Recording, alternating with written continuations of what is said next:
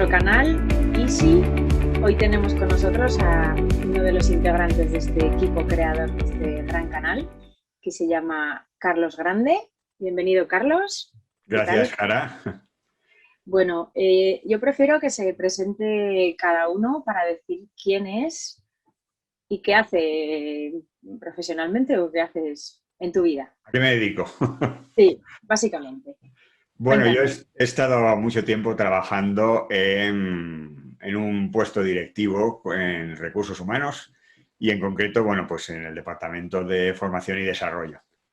Y aunque soy biólogo de origen, el mundo de la formación y el mundo del desarrollo personal, pues es lo que me ha llevado al final a trabajar y en un proyecto personal que es crear un centro de formación o una academia, como lo queramos llamar, para aprender estrategias y aprender técnicas que nos ayuden a gestionar las emociones. Y eso es a lo que me dedico ahora mismo.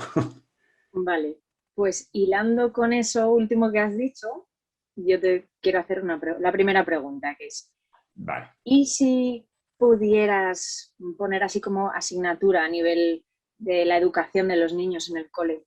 ¿Y si pudieras poner una asignatura, qué les harías que estudiaran? O sea, hilando con a lo Ya. que se va a dedicar tu academia. Pues indudablemente yo creo que además siempre lo comento, ¿no? Sería pues una asignatura sobre las emociones, sobre... Porque yo siempre pongo un ejemplo, aprender las emociones, aprender a gestionar las emociones en el fondo es casi parecido a aprender un idioma, ¿no? Es decir, las emociones, la gestión de las emociones tienen su propio idioma, sus propias reglas del juego. Y entonces aprenderlas es como aprender un idioma. Si yo me puedo poner ahora a aprender alemán, que no tengo ni idea, pero evidentemente me va a costar mucho más que si empiezo a aprender en el colegio cuando tengo 4 años o cuando tengo 3 años, ¿no? Entonces yo sí que tendría muy claro que hay que tener una asignatura que ayude a los niños y que nos ayude a todos cuando éramos niños a empezar a trabajar ya sobre las emociones, ¿no? Entonces yo eso sí que lo tendría muy claro, ¿no? Claro, sí, porque seguramente si lo aprendiéramos de pequeños nos ahorraría tantas cosas malas en nuestra vida, ¿no? O a resolverlas mucho más fácil que no tener que tropezarnos y caernos tantas veces hasta que al final vas aprendiéndolo. Sí, Sí que sobre les va. todo, claro, sobre todo el poder identificarlas, aprender primero a ponerles vocabulario, porque muchas veces nos preguntan, ¿qué tal? ¿Cómo te sientes? Bien. No, pero bien no es una emoción, no es ningún sentimiento, ¿no? Siempre decimos o bien o mal, ¿no? Ya, Pero realmente hay personas que, bueno, que por lo que sea han aprendido y son más capaces de definir su estado de ánimo, ¿no? O el sentimiento en el que están, ¿no? Y a lo mejor porque, por ejemplo, no es lo mismo estar triste a estar nostálgico, ¿no? No claro, es lo mismo estar rabioso que estar enfadado. Aunque es verdad que son emociones muy parecidas, pero el definirlos, el haber aprendido desde pequeños la diferencia y sobre todo haber conectado con lo que sentimos, sí que podemos luego más fácilmente trabajar, ¿no? Ese sería el primer paso, el poder identificar realmente qué estamos sintiendo, ¿no?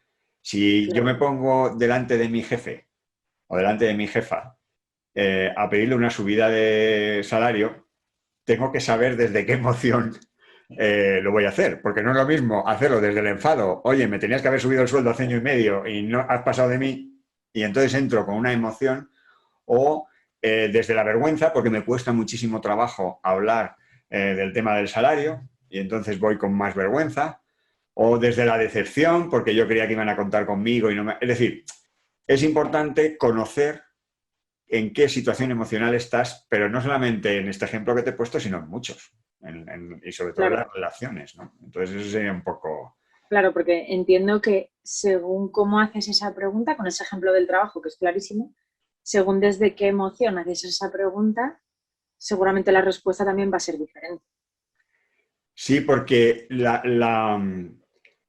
o sea, yo siempre pongo un ejemplo náutico. No soy muy, muy navegante, pero Bueno, pongo un ejemplo náutico, ¿no? Tú imagínate que sales a navegar y con tu velero y dices, bueno, pues oye, salgo desde Denia y me voy a Ibiza y pongo el rumbo, las velas, mido el viento, pongo la brújula, el timón, todo perfecto y salgo a navegar. Y de repente veo que el barco se empieza a ir. Reviso todo otra vez y veo que no ha cambiado ni el viento, ni la orientación, ni la brújula, ni nada, ¿no? ¿Qué es lo que realmente está haciendo que el barco se vaya de su rumbo? Pues las corrientes. Si yo no he tenido en cuenta las corrientes, que son como las emociones que hacen nos empujan, o sea, nos hacen actuar de una manera determinada. En el ejemplo que te he puesto, si yo entro con enfado a hablar con mi jefe, la conversación va a estar En un tono de en un enfado. tono que por mucho que intente controlar, Ya, en cuanto algo salga mal, va a aparecer el enfado, porque es la corriente que me está empujando, ¿no? claro.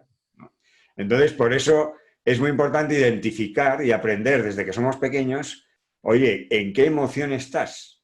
¿No? Que muchas veces, incluso por educación, a veces por educación reprimimos una emoción, ¿no? Porque en nuestra casa a lo mejor la rabia está prohibida, ¿no?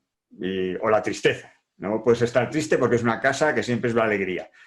Entonces, claro, pues cada vez que estás triste, lo reprimes, ¿no? Pero Claro. esa emoción te hace actuar, ¿no? Entonces yo creo que esa asignatura, evidentemente, tendría que estar puesta ya, pero desde hace muchísimos años, ¿no? O sea, que en Sí, ese sí. sentido... Ojalá, ojalá alguien Y nos... hiciera un pequeñito cambio en el sistema educativo. Bueno, y te voy a hacer otra pregunta, ya yo creo que con esta finalizamos. Y si no hubieras tenido miedo, ¿qué habrías cambiado si volvieras atrás? Vamos a poner 20 años en tu vida, no te voy a poner más. Si no hubiera tenido miedo, pues mira, yo he estado trabajando en una empresa pues de 100.000 empleados en recursos humanos. Si no hubiera tenido miedo, probablemente yo hubiera salido antes de esa empresa, me hubiera dedicado a poner mi centro, mi InEmotion Academy, mi academia de formación, ¿no? Porque al final el miedo es una emoción que bloquea.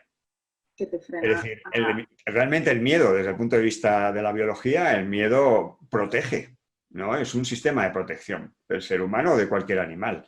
Es Claro, que un niño tenga miedo a meter los dedos en un enchufe le salva. Le viene muy bien, ¿no? O cruzar el semáforo en verde, si tiene miedo, pues también le viene muy bien, ¿no?